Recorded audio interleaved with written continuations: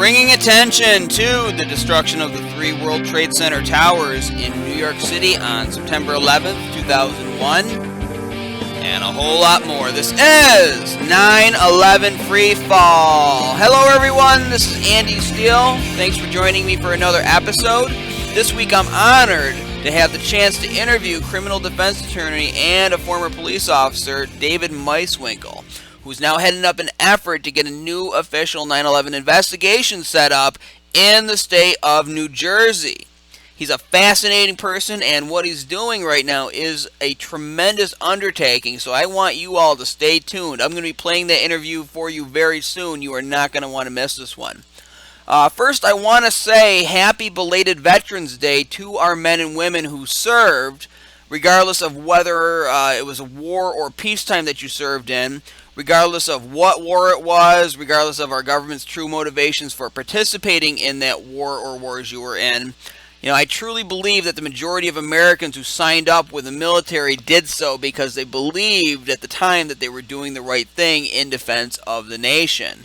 And despite what we now know about history, and of course about what really happened to the Twin Towers in Building 7 on 9/11, those people deserve the respect that does get bestowed to them on days like Veterans Day.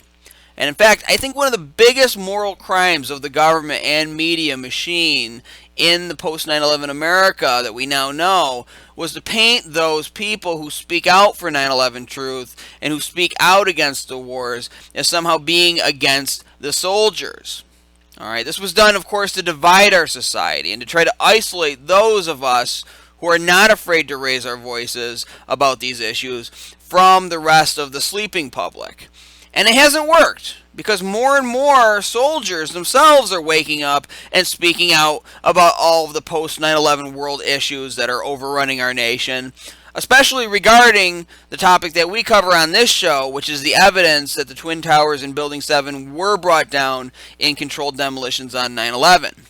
And as you can imagine, the government and media are not happy about this. So let me play for you right now a clip from C-SPAN's Washington Journal program that was on Veterans Day of this year. That was November the 11th. The guest, even though you won't get a chance to hear him speak, was Michael Noonan. He writes for U.S. News and World Report. Michael Noonan is the Program on National Security Director at the Foreign Policy Research Institute. We're talking about the civil-military divide, taking your calls and comments. Clayt is up next from Eau Claire, Wisconsin, a Republican. Clayt, thanks for calling in. Hi, I'm a veteran who served in both Afghanistan and Iraq, and I stand in solidarity with the thousands of building experts who are demanding a real investigation of why Building 7 fell on 9/11, as do so many other veterans. Why aren't you or your magazine covering the scientific evidence proving that Building 7 was brought down with explosives on 9/11? Hey, Clayt, we're talking on Veterans Day today about the civil-military divide with Michael Noonan. Do you have a question on that topic? No, we'll go to Robert from Frostburg, Maryland, an independent. So a veteran of both Iraq and Afghanistan calls in, says that he stands in solidarity with the thousands of building experts who are demanding a real investigation of why Building 7 fell on 9/11, and he wants to know why Michael Noonan and the magazine he writes for aren't writing about this. The host that day, John McArdle, chops him off, tries to keep discussion focused on the mundane chit-chat topic of the day, and the Twilight Zone society of post-9/11 America drones on, repackaging the loss of liberty as freedom and war as peace, and doing it all in a nice, soft-spoken tone so you don't get upset about it. And I'm sure, again, like I said, the machine is not happy about veterans and current soldiers questioning the story for which they themselves put their lives in jeopardy, and for which they know their brother and sister soldiers died, and because of that, this was how a veteran's concerns were dismissed on Veterans Day. Speaking of veterans and soldiers in general, they take an oath to defend the U.S. Constitution, and indeed that's supposed to be the reason that they're serving and fighting, right? Well, earlier in the week, on November 8th, Washington Journal had on Alex Seitz-Wald. He writes for National Journal, and he was on the program talking about an article he wrote, which is selling the idea that the U.S. Constitution should be rewritten. 9/11 Truth was on the scene to remind viewers to keep something in mind when having ideas fed to them by media pundits. And we're going to begin with a call from Adam in Huntington, West Virginia on our Democrats line. Adam, we've been talking with Alex Seitz-Wald of the National Journal about whether or not the Constitution should be rewritten. What do you think? My question is, why should America swallow the agendas that pundits try to sell them when the media has already betrayed the people by staying silently obedient on the issues of Building 7 and the overwhelming scientific evidence proving that pre-planted explosives brought it down on 9/11? Thank you, Adam, and we'll move on to George in Normal. So Peter Slen's at the helm hosting that day, and he moves right on to the next question. He probably doesn't want to hear about the betrayal of the public by the media on the issue of 9/11 that he himself has so joyfully and arrogantly participated in. But too late. Amidst all the talk about changing the U.S. Constitution on that program is Building 7, and a momentary spotlight on the fact that the media doesn't always have the best interests of the public in mind. Of course, Alex Seitz-Wald doesn't get a chance to say anything in response to the question. Once again, post 9/11 America drones on. Okay, I want to just take this moment to remind everyone that I still want to hear from you. If you want to contact the show, just go to 911freefall.com and look to the left-hand side of the page. There you're going to see there's a box to fill out with your name, email, and your message. Sometimes I respond to emails. But if you got show ideas, feedback, whatever, write into me. I want to hear from you. I want you to hear what you have to say. I also want to announce that Pam Senzi, who's been on this program many times, she's been doing some great work as a volunteer for AE 9/11 Truth and for topics outside of AE 9/11 Truth's mission too. She's hosting a new show right here on No Lies Radio. The show's called Satyagraha 9/11. And it's a 9/11 Truth show, but as Pam says in the first episode, it focuses on transformation and taking the pressing challenges of the post 9/11 world and transforming them into the solutions for a peaceful world. So I want to tell everybody to listen to it. It airs on No Lies Radio every Monday afternoon at 12 noon Eastern Time. That's 9 a.m. Pacific.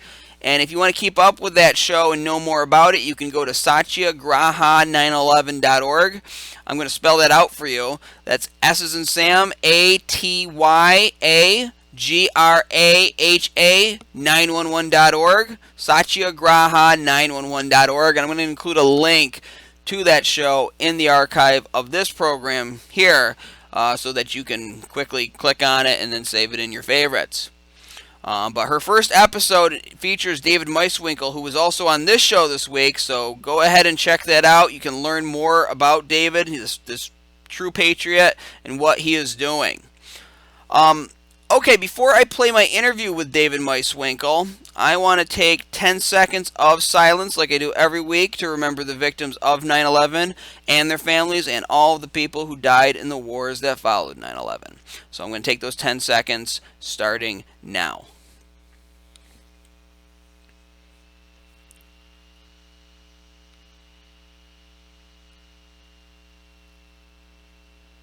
And that is 10 seconds.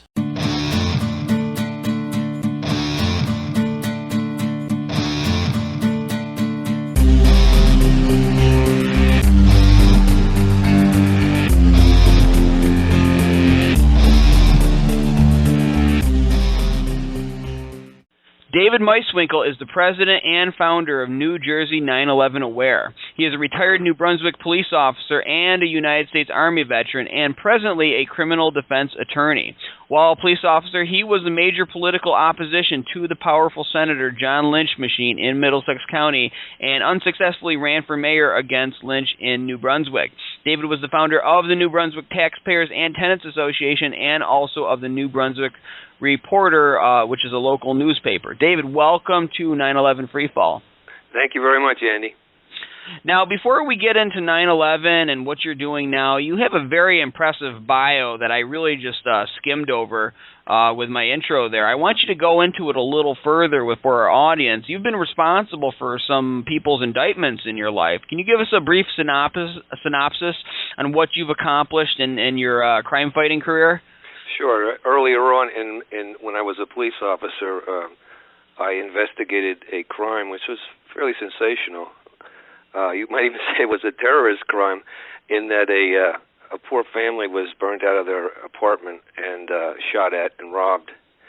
And my investigation led me to eventually the police director's cousin, best man at his wedding, his first cousin.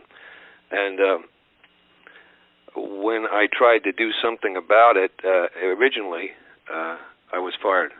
And I sort of fought back because nobody in the town knew that who might the suspects be. And eventually there was detectives involved who covered it up. And I got my job back at a public hearing. And I was reinstated with some back pay, and basically they said I could make complaints against the detectives. But I brought in, at that time, I experienced how corrupt the local politics is, because our detective bureau was very, in my opinion anyway, corrupt. I went through the county, the prosecutor, and they didn't do anything. I went to the state, the attorney general, the New Jersey attorney general, and I spoke with people there, and they didn't do anything. Finally, I met up with a guy from the Organized Crime Strike Task Force in the state police, New Jersey. And they actually went into the jail posing as a priest or a minister, and they talked to one of the key suspects. I had kept it alive, basically, and then eventually 3 people were arrested, and 2 of them were convicted, and they all should have been convicted. The main guy, in my estimation, who never was, but it basically established myself as I'd drawn a line. Up to that time, I was always a good athlete, so I was one of the best basketball players, and we held really good parties, so I was in with the in crowd, even though I was only on it for a few years. And that solidified when I drew that line that we're not going to do that.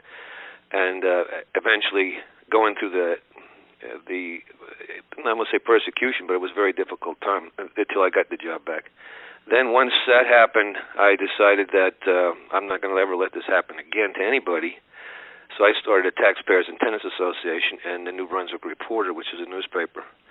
Now, eventually it culminated in me doing research, going right into the city hall, their files, and pulling out things, and they didn't know really what I was looking for. They were monitoring me, and the documents were very important, and I eventually, I was going to law school at the time, too, at night.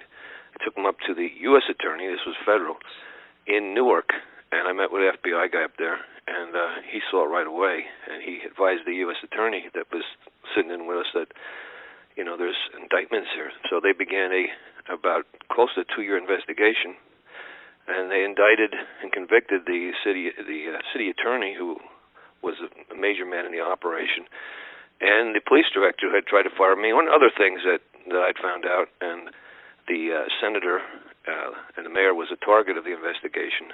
A number of people got indicted, I believe 5, and a number went to jail.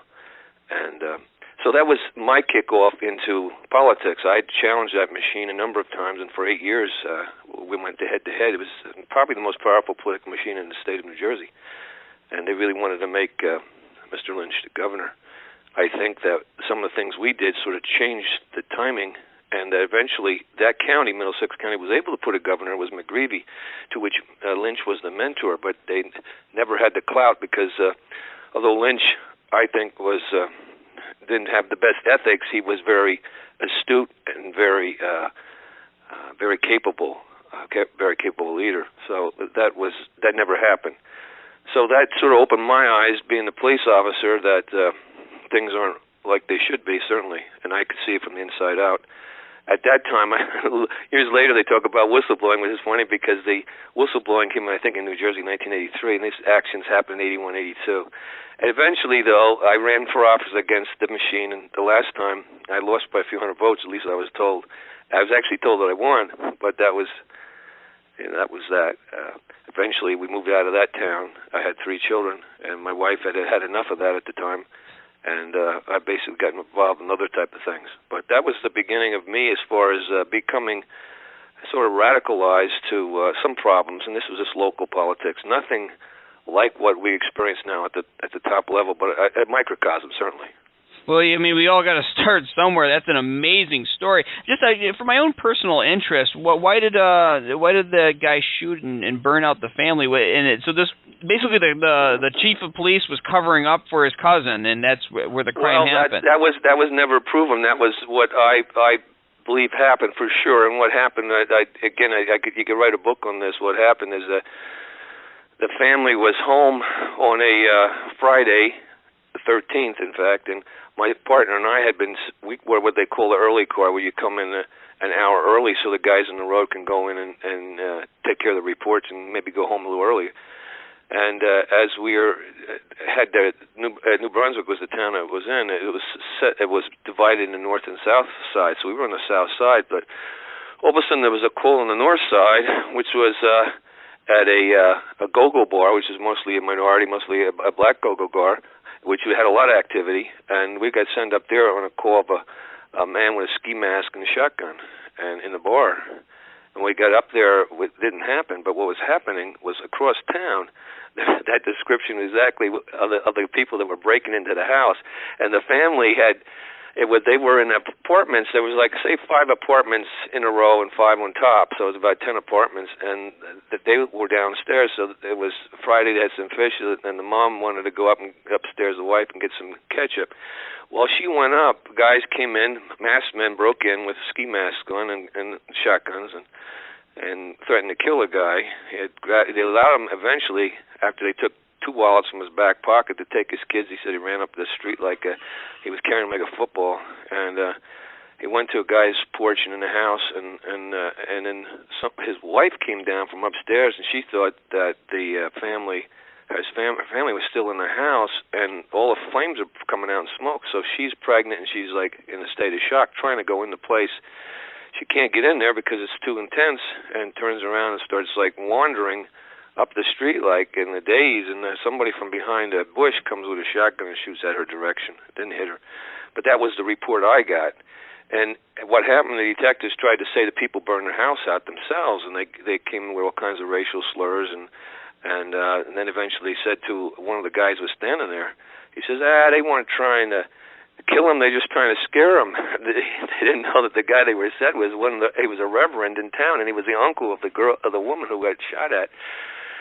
So eventually nobody knew anything about it, but the press heard about it, and they came to me, and what happened, they were coming after me internally and saying things that weren't true, and they were trying to really put some pressure on me. So finally I brought them up on departmental charges, and this is after me and one of the detectives went toe-to-toe at each other in the write-up room. I was doing a report, they were over my back. And my partner said, from now on, and remember now I've just been there for a short time, he says, you always have to watch your back, Dave, because these guys were connected. They were connected. They were very politically connected. I didn't know that at the time. But anyway, about 2 weeks later, the paper came to me and said that the request that I made, malfeasance and non-feasance, was investigated. And even though everybody agreed with me, the 2 sergeants agreed with me, my partner agreed with me as to what happened, the victims, of course, agreed with me, other witnesses did, they took the word of the detectives. And what they had done is they'd taken these people in the back room, and first they didn't bring them down, and they had separated them out, and they first tell the wife that your husband said you did it, and vice versa, and then they took chains. Apparently there was chains used, and chains were beaten against the wall, and the people were so scared they didn't want to make any statements against anybody, so they got the hell out of there, just glad that they weren't being arrested themselves, although they were the victims and just been terrorized. So I met the guy a day later, so I wanted to follow it up, and I asked him. He didn't want to talk to me at first. And then eventually told me what happened, and I won't tell you the language he used, but he used pretty strong language, and I said, well, maybe I can help you. So I looked into it, started looking into it, and eventually I wrote those charges, and they came back at me after I was found the charges were unsubstantiated and warranted. My charges, the paper called me. This is 2 weeks later. And I said, I don't agree with that, and not knowing that it was going to be a front-page story in the most viewed paper in Central Jersey, and I was called in the carpet, and I was fired immediately. I said, take your gun, not immediately, but within a few days, and they took my gun and charge. I said, hey, this can't happen. How is that going to be? So I fought them, and I got it back in a public hearing, and then after that, I said, I have to turn this around, and I started the Taxpayers and Tenants Association and the New Brunswick Reporter. And what we did was real investigative journalism.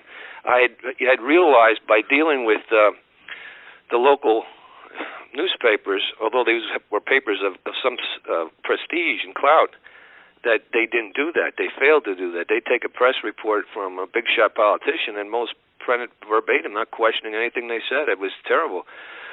So we started doing investigative journalism. I got a real kick out of that. We didn't get paid anything, and we ran that paper for 3.5 years as volunteers. Eventually, it was like tabloid size. It would be like 20, 24 pages with advertisement. So it was pretty good. The FBI and the U.S. Attorney asked me to come up to Newark and brief them on it. And I remember a guy they were doing at work in down Atlantic City on some guys that was connected to some of the stuff that I had done. And he says, can I make a copy of your paper? I said, no, you can have it. We'd make 15,000 copies and give them to every household in New Brunswick. But when we came out, we didn't come out that often. But when we came out, we came out, totally, and it was a bang, and it would scoop the major newspapers. And sometimes, though, a few times I fed the local newspapers because they were big ones. Because I figured the story was big enough that they should get it, not us, because we're just a little paper and we just, New Brunswick will get it, but we wanted the whole state to see it or something to that effect. So that gave me some insights into the political system, although, I wasn't naive either, and it gave me some insights into the press. And I have very little esteem for the press and the media, because that's, I think, one of the biggest problems we have in our country. I know Thomas Jefferson would be, doing backward flips if he could see this media, how controlled and co-opted it is, and that's why when we get into the 9/11 issue, that's why we have, in part, the big problem we have is because they don't investigate, they don't alert the people, they don't. They're supposed to be the sentinels that do that, and they don't look for the truth. The truth is the farthest thing they're concerned with. So we put a newspaper out locally, and it was effective. We made changes, and without just with very little money and just with volunteers doing it. And we sustained it for a very long time, 3.5 years to put a newspaper out, which, again, it didn't come out that often. It would only come out maybe 4 times a year. But when it came out, it was so powerful and it was so empowering. I can't tell you the first time that we went around passing it out and people were beeping their horns to us, and people would tell us they keep it right in their toilet all the time in the bathroom because they always would read it. And we had insights into the politics of the city hall and the city workers, so they would feed us information. And we had a section on the vignettes, which I love writing, and it was really hilarious, some of it. It was funny because, you could make like fun of it and jokes of it because we had the inside. And one of the things we did, it was a lot of fun, was nobody knew what anybody was getting paid at the top level. So the business administrator liked to think he was getting paid the most, and the police director liked to think he was getting paid the most, and the head of the Board of Education liked to think, etc. And, of course, we would flush all that out, put all their perks in there, all their salaries in there, and they would start to be bickering amongst themselves. But it was that kind of thing that, just a little thing like that, a salary chart that people had never seen before. So I went right into the bond ordinance papers, right into the legal fees, and I started digging. And they started, watching, but they didn't catch me with what I wanted to do. Right, and our audience would have a lot to learn from your example and what you did, and certainly they, people can do this on their own. Start your own little newspaper, get it out in your local communities, and that is where you can have a big effect just locally reporting stuff. I noticed that I'll hear stories about what happens in Utica, that's a city near where I live, and you don't hear about it on the local news. Our local news is basically just people begging for money for whatever little event or charity, which, I'm not against charity, but that's really all it stands for now, in my opinion. Now, let's get into New Jersey 9/11 Aware. What is that? What are you doing? Okay, well, a lot of people don't know that New Jersey is also known as the crossroads of the American Revolution. And it's interesting because it's between New York and Philadelphia, and those are 2 pivotal areas in the Revolution. And the British took New York and Wall Street area, and maybe still have them. And down in Philadelphia, you had the Sons of Liberty, or maybe they're up in Boston, but you had them writing the Constitution, Declaration of Independence down there. But in between was New Jersey, and at a time that the colonies were so pressed, Washington was chased basically out of New York, into New Jersey, out of New Jersey, into Pennsylvania. And he had to do a drastic move. He had to, because he was losing men, because they were only conscripted, I believe, up to like 3 months, and he couldn't even pay them. And so they did a bold act, and they attacked Trenton on Christmas night, 1776. And he went across the Delaware, which you've also seen that famous drawing. And if you go into our webpage, you can see that, New Jersey 9/11aware.org. And he attacked the Hessians, who were, I don't want to say the Blackwater of the day, but they were the best, finest mercenaries of the time, the British being the most powerful army in the world, or Navy too, and defeated them.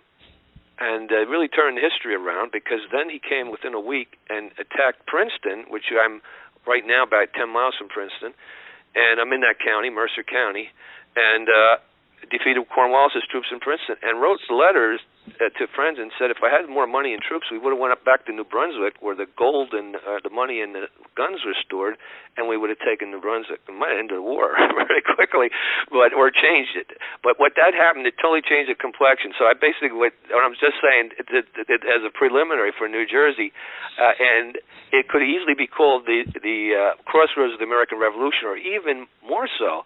In 1789, New Jersey was the first state to ratify the Bill of Rights. So New Jersey has that. And when you think of all the draconian measures now and how 9/11's affected the Constitution, the Bill of Rights, you say, holy cows, because they put those things in because of the occupation, basically, like the Fourth Amendment, to protect you against illegal searches and seizures, right? Without probable cause, and upon signing by a warrant by a judge, you have to sign it. But anyway, so New Jersey has that flavor, that history, but more importantly, it has a connection. And 681 of the victims in the towers were from New Jersey, or not just overall, that died on 9/11, and that would include 17 of 21 counties. So there's 21 counties in the state, so 17 of them had victims. And you had, like in Bergen County, 123, and Monmouth County, 122, and Hudson County, 111, Middlesex, where I have my practice, is 57, etc. Then you had the Port Authority of New York and New Jersey owning the properties. Right? Then you have one of the hijacked airliners, United Flight 93, being hijacked, which was flying out of Newark, New Jersey.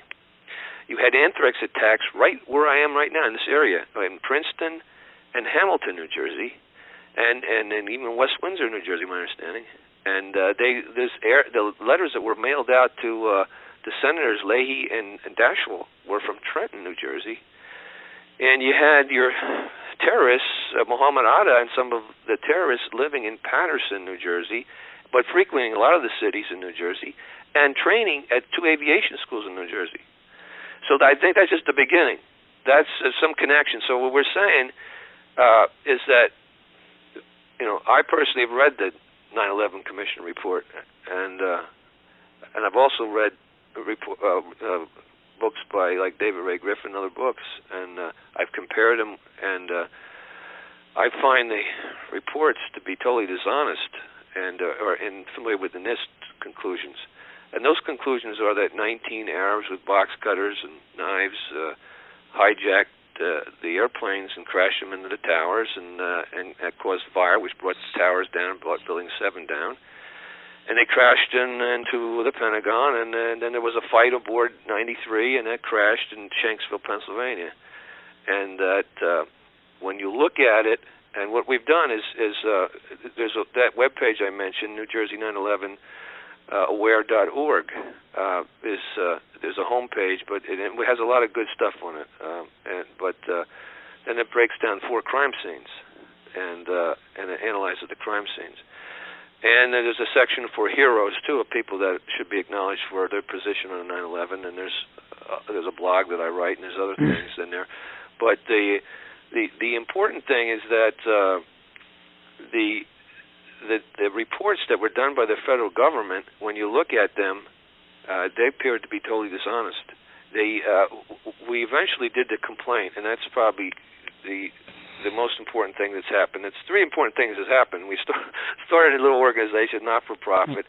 We set up the web page, so that's the basis, and that's only in its infancy, and we're hoping to make it really something powerful, and it'll be a library in there, very comprehensive. You can go in for days in there and get the top stuff. And then just last week we filed with the State Commission of Investigation, a 62-page complaint. Right, and I don't mean to interrupt you. I just want to clarify for our audience that, first of all, the website that I want everyone to go to right now as you listen is nj911aware.org. It's spelled just the way it sounds, nj911aware.org, and it says right at the top of it, to assist in the creation of a new 9/11 commission in the state of New Jersey, and of course also to educate the public about the 9/11 issue and other issues of social importance. And so what Dave Meiswinkle and others are doing is they are pursuing this new investigation within the state of New Jersey, because obviously our federal government has failed us in that respect. And of course, you filed the complaint. We're going to get to that complaint. I just want you to touch upon this briefly here with regard to the 10th Amendment in relation to investigating the 9/11 issue. Well, basically, the 10th Amendment just basically says that if things that aren't enunciated, basically, that not the responsibilities of the federal government, are left to the states or to the people. So the state can always investigate crime in their jurisdiction, especially murder crime. The federal authorities thought this was something they had to be oversee and do, and they did it, okay, and if they did it a good job, I think everybody'd be happy they did it. But I've talked to people because I want to make sure we have jurisdiction in the sense that they can open up a investigation, and I was advised, of course they can, and the first place you should take it is the State Commission investigation, and that came from very high up. So I wanted to make sure, to be able to answer your question, is that we do have jurisdiction in all the ways that I mentioned, but we have it in also the ways that in our own state constitution, and also in the federal constitution, or in the federal constitution, which allows the states to have it. Now, the states' rights issue is really important, and it's not just something that it's reflected in this 9/11 issue, but it's reflected everywhere in the country in all these federal issues. And one of I was very much upset about, and I was involved with at one time, was trying to do something about the GATT situation, NAFTA especially, where all these jobs were drained out of seas, and you can see the devastation this caused as far as the manufacturing industrial base. We had the most powerful manufacturing engine in the history of mankind, and they intentionally dismantled it. Another thing we didn't mention was Vietnam, as far as how that sensitized people and woke them up, okay? And we didn't know about the duplicity in the Gulf of Tonkin and things of that nature. So I lived through that period of time. But now we're going back to today, and we're saying that the 9/11 issue wasn't properly investigated by the federal government. The question as to why not, and that could probably talk for a long time on why not, but it wasn't. And now what do? You have the worst crime in the history of the country. You got all these people dead. You got all this fallout that happened since then with wars in Iraq and Afghanistan and other areas in the Middle East, and you have a total attack on our Bill of Rights and Constitution that we've never seen in our lifetime, and we've got all this Homeland Security, Patriot Act, indefinite detention, the TSA. We've got drones. We've got NSA spying everywhere. I think that's all the federal government, Andy, if I'm not mistaken. I don't think it's the state government doing it. So what I'm saying is the federal government gets their power from the state government, which gets their power from the people. And what they've done silently and effectively is they've tried to silence the people. They've tried to dumb them down. They tried to forget that the power all rests with them. And that's where it should be. And now we've got this over-bloated, whatever it is, creation that we can't even identify with. It's like it's foreign. It's like an entity taken over. It's like a giant parasite Right, but you're taking that power back with what you're doing. I think it's a perfect model for what what you're pursuing through the course and with your experience is empowering to people who are listening. And I want to be able to make sure that people know about this. Now, you filed this complaint on November the 1st, like you mentioned, with the New Jersey State Commission of Investigation. I wanted to go over some of this complaint, and I'm just going to read it for the audience really quick. It says, formal complaint for 9/11 investigation in New Jersey. The 9/11 Commission, through its Executive Director, Philip Zelikow, and National Institute of Standards and Technology, through its lead investigators, Shyam Sunder and John Gross, appear to have generated reports which obstructed a true investigation into the events of 9/11. If their actions to mislead are intentional, they amount to fraud and criminal obstruction of justice. If not, they are a product of gross negligence. New Jersey can do better investigating these terrible events. Now let's go to Part B of the complaint. The 9/11 Commission obstructed an investigation when they failed to compel the production of essential items of discovery and failed to subpoena and demand release. For the layman out there in the audience, including myself, what does discovery mean, and how did the 9/11 Commission fail to produce the essential items of discovery? Well, what discovery is it's prior to going to a trial, you're allowed to ask for other information to ascertain basically the strength of your opposition's case or the strength of your own case. So what you do is you subpoena important documents, and they're supposed to, there's what they call Brady violation, that they would hide something that they should show you. Now, what I have to clarify, and you may be a step beyond where we are right now, is that what this is right at this point is nothing more than a request for basically a new 9/11 investigation in New Jersey. It's not a civil suit against certain entities, all right? There's certainly enough in here that if some attorneys wanted to turn it around, and you had your plaintiffs, for example, in New Jersey, the Jersey girls are here, all right? In fact, Lori Van Alken and I think Missy Kleinberg, I think they live in East Brunswick, and that's like about 3 miles at most from my office, where my office is. And you have Willie Rodriguez, I believe, lives in the state now. But you have other people that have lost people. I think the former Ocean City chief of police is the father of James Zadroga. And Zadroga is what the Zadroga bill was named after. He was a police officer that worked 450 hours on the Ground Zero, and he was in perfect health at the time and became so debilitated and died. And I believe they found carbon nanotubes in his lungs, or at least I believe that's what they're finding in some of the survivors now, or the people that worked at. And what carbon nanotubes are a signature for the way these are dispersed, the size and the way they're dispersed, a sign of nanothermite contamination. And if nanothermite is a high military-grade explosive, it was refined that could not have been.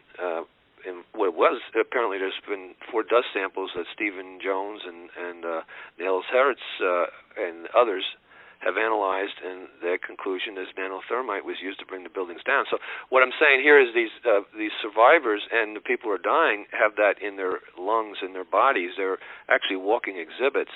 So in other words, this could change into a lawsuit if people wanted to do that. You know, I practice criminal law. I'm not know if I would be doing a civil lawsuit, but it's not that much different.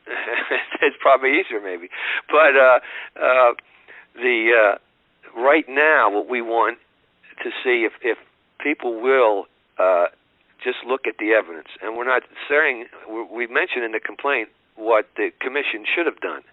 They should have subpoenaed these documents and reviewed them better, or we should have gotten them. For example, the 28 pages from the Congressional Joint Inquiry done by Bob Graham, who was a U.S. Senator at the time, former Florida governor.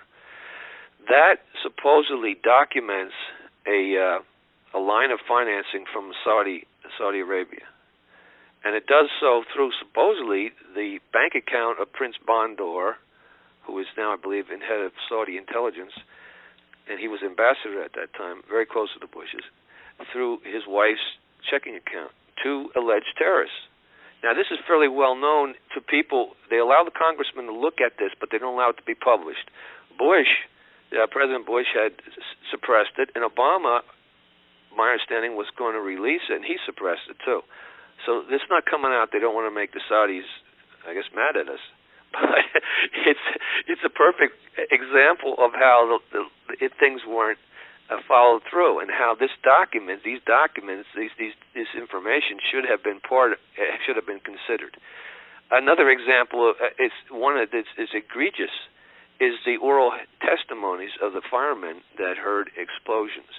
And my understanding is their captain or the supervisor ordered them or requested them to write down or express what they experienced. I think they probably was taped, and then somebody did transcriptions of the tape.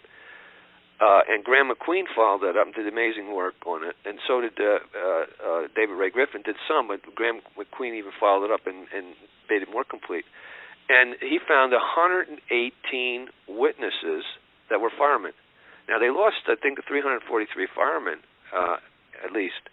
And the 9/11 Commission, to my recollection, when I read it, don't mention anything about the firemen hearing explosions, all right, or seeing explosions, or being there when there's explosions.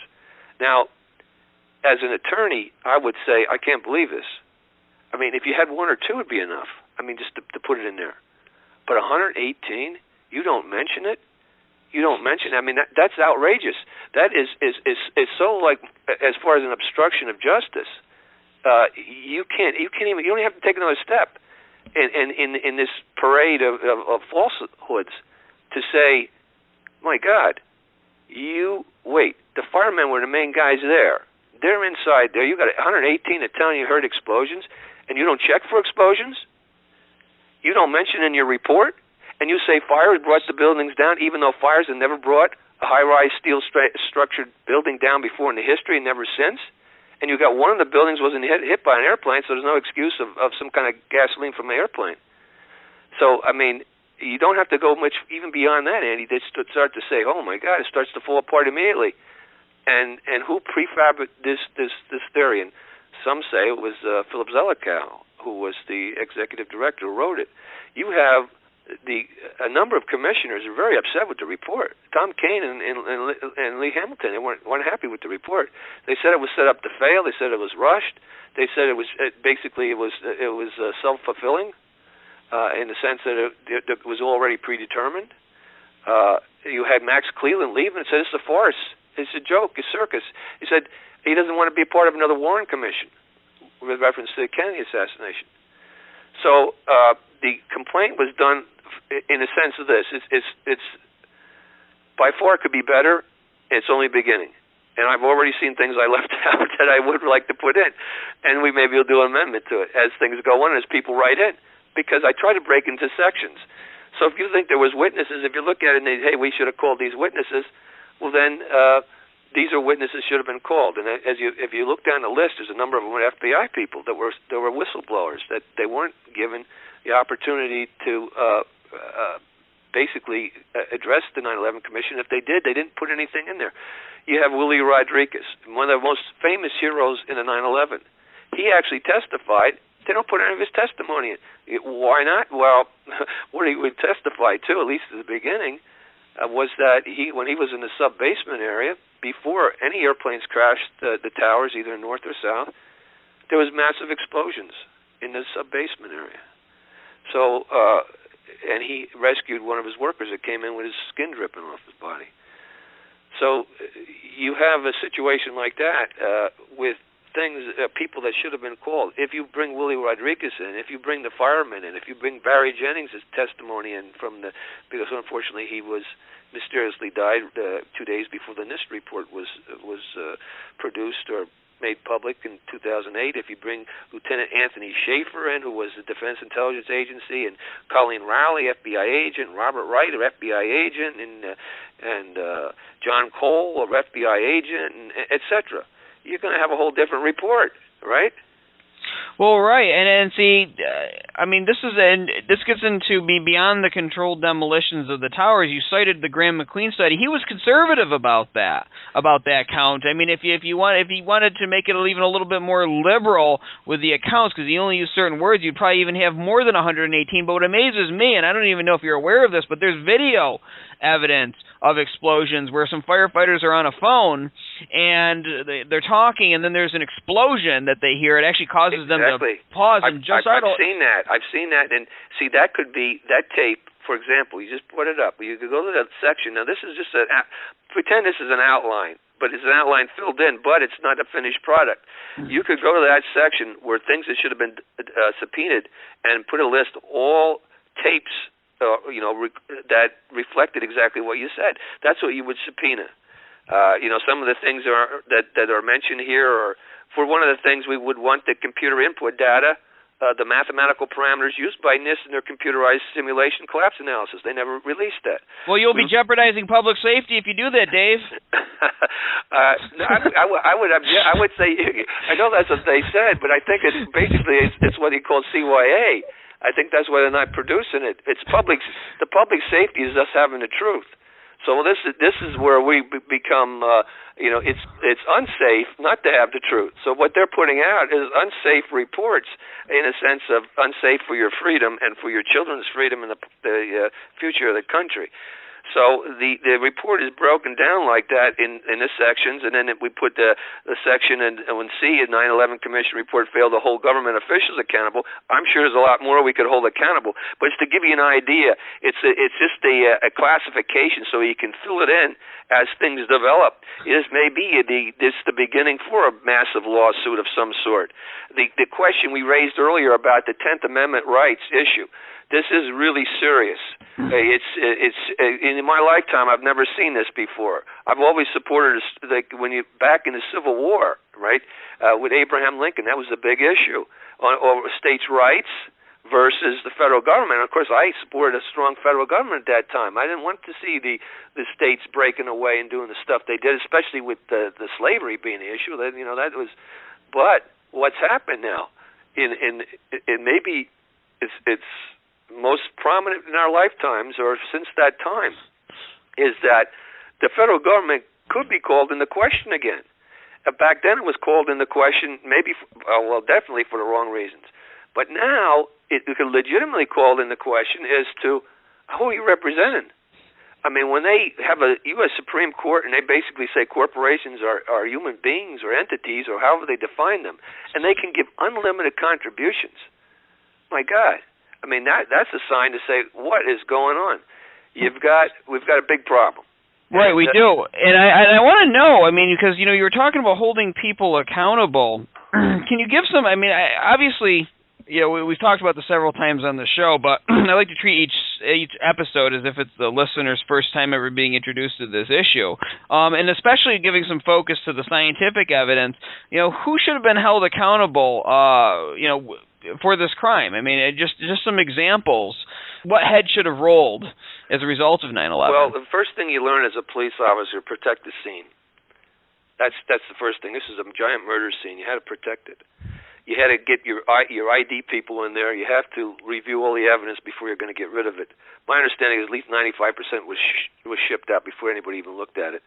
The evidence is the debris there was the evidence. It's like unfortunately again the brain of John Kennedy. That's all of a sudden missing because that's very important evidence because it shows the direction of the bullet coming into his head, into his body. And the metal is important because steel only can burn at about 2,800 degrees Fahrenheit. And those fires couldn't get close to that, even within 1,000 degrees. They were at their most intense, they were only there for a short period of time. And at least my research showed that most of the fires were about 500 degrees Fahrenheit for the most period. In a short period of time, it was impossible for that to have happened. But for the evidence to be sent to China, oh my gosh, before it could be really studied. And but there's enough that was been studied, and they see that it's all bent and malformed, etc. But you had, according to I think it's Eric Lawyer. He's from the firemen's group in 9/11. I mean, he made some references too, because they have there's a requirement that when there's suspicion of any kind of suspicion, when there's any kind of molten steel or molten metal, and it's that type of fire that we experienced in 9/11, that has to be studied for explosives. You know, they never study for explosives. You know who would really be put on the seat right away is, and we listed as possible people of interest or suspects, is the originator of the 9/11 Commission report, is Executive Commissioner Zelikow, and the people from this, the Gross and Shem Sunder.